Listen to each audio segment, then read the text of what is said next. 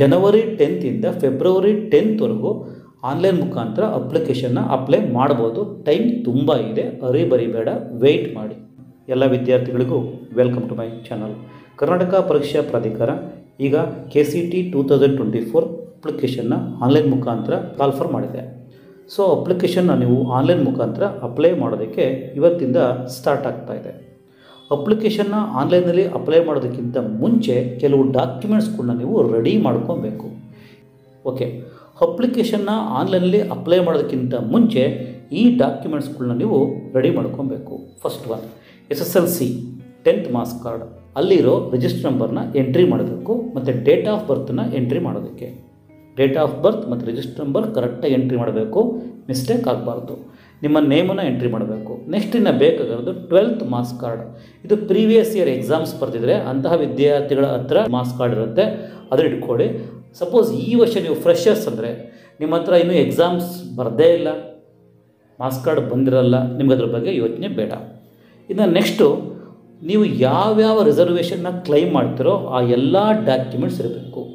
Suppose ಏನಾದರೂ caste certificate ನೀವು category claim ಮಾಡ್ತೀರಾ ಅಂದರೆ ಅದಕ್ಕೆ ಸಂಬಂಧಪಟ್ಟ ಕ್ಯಾಸ್ಟ್ ಸರ್ಟಿಫಿಕೇಟ್ ಇರಬೇಕು. ಕ್ಯಾಸ್ಟ್ ಸರ್ಟಿಫಿಕೇಟ್, ಇನ್ಕಮ್ ಸರ್ಟಿಫಿಕೇಟ್ ಎರಡೂ ಒಟ್ಟಿಗೆ ಮಾಡಿಸ್ಬೋದು, ಒಂದೇ ಆರ್ಡಿ ನಂಬರ್ ಬರುತ್ತೆ. ಅದಕ್ಕೆ ವ್ಯಾಲಿಡಿಟಿ 5 years ಇರುತ್ತೆ. 5 years ಆಗಿದ್ದರೆ ನಿಮ್ಮ caste and income certificate 5 years ಆಗೋಗಿದ್ದರೆ ನೀವು ಹೊಸದಾಗಿ ಮಾಡಿಸ್ಕೋಬೇಕಾಗುತ್ತೆ. ತಹಸೀಲ್ದಾರ್ ಆಫೀಸ್ಗೆ ಹೋಗಿ ಹೊಸದಾಗಿ ಮಾಡಿಸ್ಕೋಬೇಕು. 5 yearsಗಿಂತ ಜಾಸ್ತಿ ಒಂದು ದಿನ ಆಗಿದ್ದರೂ ಅದು ಎಕ್ಸ್ಪೈರ್ಡ್ ಆಗುತ್ತೆ, ಅರ್ಥ ಮಾಡ್ಕೊಳ್ಳಿ.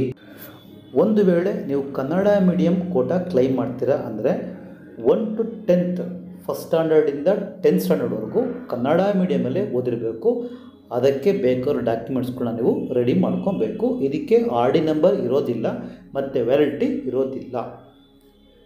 ರೂರಲ್ ಸರ್ಟಿಫಿಕೇಟ್, ಗ್ರಾಮೀಣ ವ್ಯಾಸಂಗ ಪತ್ರ, ಫಸ್ಟ್ ಸ್ಟ್ಯಾಂಡರ್ಡಿಂದ 10th ಸ್ಟ್ಯಾಂಡರ್ಡ್ವರೆಗೂ ಹಳ್ಳಿನಲ್ಲಿ ಓದಿದರೆ, ಗ್ರಾಮಾಂತರದಲ್ಲಿ ಓದಿದರೆ ಅಂತಹ ವಿದ್ಯಾರ್ಥಿಗಳು ಗ್ರಾಮಾಂತರ ಕೋಟಾಗೆ ನೀವು ಅಪ್ಲೈ ಮಾಡ್ಬೋದು.